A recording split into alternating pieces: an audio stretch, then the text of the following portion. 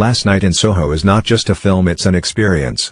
A psychological thriller drenched in nostalgia, style, and suspense. But beneath its dazzling neon lights and haunting melodies lies a story filled with shocking twists, tragic fates, and hidden clues that change everything.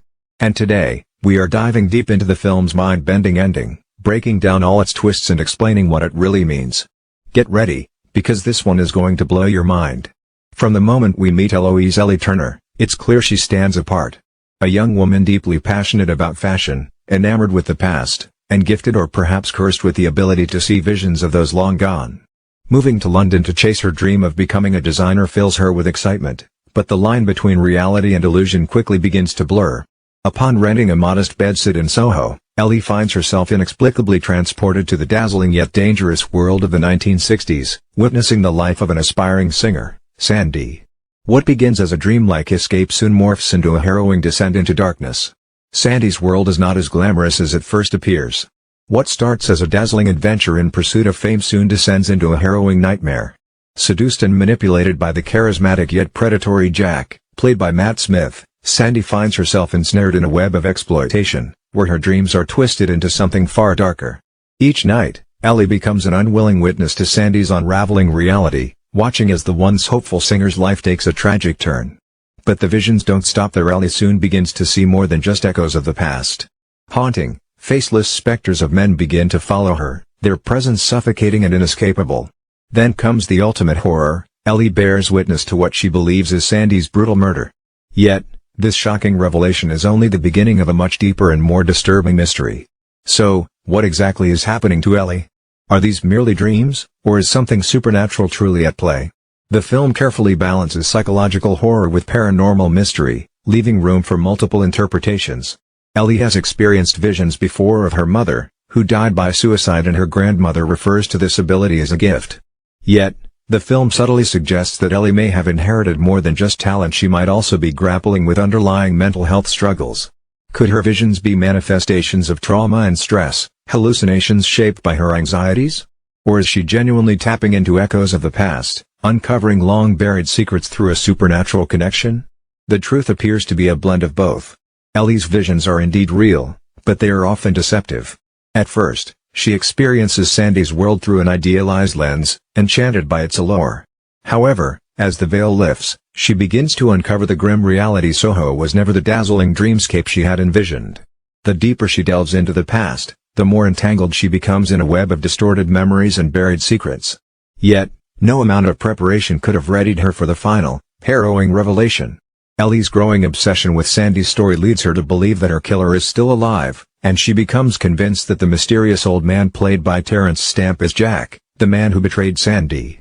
But when the old man dies, another shocking revelation emerges. He wasn't Jack at all. He was actually Lindsay, a former police officer who had once tried to rescue Sandie from her grim fate. This revelation shatters Ellie's understanding of the past. If Lindsay wasn't Jack, then who was? And more importantly, what truly became of Sandie after that fateful night? The answer comes when Ellie confronts her landlady, the seemingly kind and caring Mrs. Collins, played by the legendary Diana Rigg. In a shocking revelation, Mrs. Collins confesses that she is Sandie.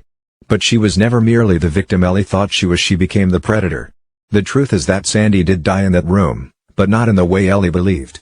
The sweet, ambitious girl who dreamt of stardom was gradually eroded by the men who used and discarded her. And so, she reclaimed her power the only way she knew how. One by one, she lured them in and took their lives, entombing their bodies within the very walls of the house Ellie now calls home. With the police closing in and her secrets exposed, Mrs. Collins refuses to surrender quietly. In a desperate act, she lunges at Ellie, blaming her for unearthing the past and threatening the fragile reality she has built. But Ellie isn't alone. Her friend John intervenes just in time, though he suffers a stab wound in the struggle. As chaos erupts and the house is engulfed in flames, Mrs. Collins makes a fateful decision. Rather than facing justice, she chooses to stay behind, allowing the inferno to claim her. Yet, in her final moments, a flicker of humanity resurfaces. She tells Ellie to run, revealing that beneath the hardened exterior of Mrs. Collins, a remnant of Sandie still remained, a girl who once had dreams, longing for a life that was never hers to have. After everything that has transpired, Ellie appears to have found a sense of closure. At her fashion showcase, she unveils a collection inspired by the 1960s, a tribute to the past, But this time, one she commands with confidence. As she basks in the moment, her gaze shifts to a mirror, where she sees a familiar presence, her mother. Then, another figure emerges, Sandie. She smiles at Ellie, a silent yet profound acknowledgement that while she is no longer here, her story will endure. But what does this really mean? Is Ellie still caught between two worlds, or has she finally embraced a way to honor the past without being consumed by it? The film leaves this question open to interpretation, allowing viewers to decide. However, one undeniable truth remains: nostalgia is a double-edged sword. The past, no matter how alluring, is often filled with painful realities, and sometimes, the only way to truly move forward is to acknowledge it, learn from it, and let it go. Last Night in Soho isn't just a thriller, it's a story about trauma, about how the past lingers, and how people can be haunted by memories both real and imagined. It explores toxic masculinity, the dangers of romanticizing the past, and the impact of abuse. Sandie's story is tragic not because she was a victim, but because she was forced to become something she never wanted to be. And Ellie's journey is about learning that sometimes, you have to face the darkness to find the truth.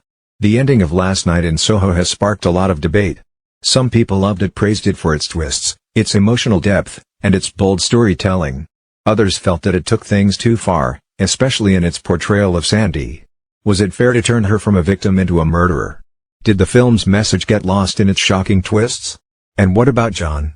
Some critics felt that his character was underdeveloped, reduced to just the good guy without much depth. But whether you love it or hated the ending, one thing is undeniable: it left a lasting impression. Could there be a sequel? With such an open-ended conclusion, could we see a Last Night in Soho 2? It's unlikely, but not impossible. Ellie's gift still remains. Could she uncover more mysteries from the past? Or will she finally find peace? And what about the spirits she saw? Do they still have unfinished business? Edgar Wright has not announced any plans for a sequel, but the world of Last Night in Soho is rich with possibilities. So, what do you think? Did the ending of Last Night in Soho work for you? Were you shocked by the twists? Do you think Sandie deserved a different fate? Let's talk about it in the comments.